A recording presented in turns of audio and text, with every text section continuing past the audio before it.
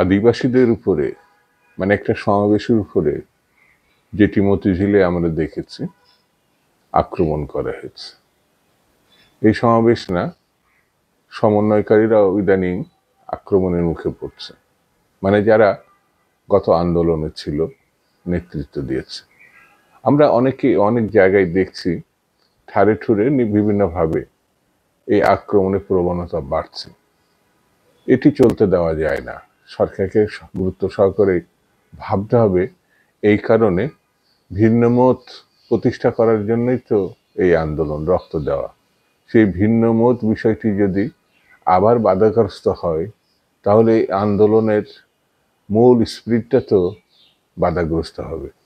সেই জন্য আমার প্রশ্ন হচ্ছে, এখনই এ ব্যাপারে সরকারকে সিদ্ধান্ত নিতে হবে, না হলে অনেক ক্ষতি হয়ে যাবে, দেরি হয়ে যাবে।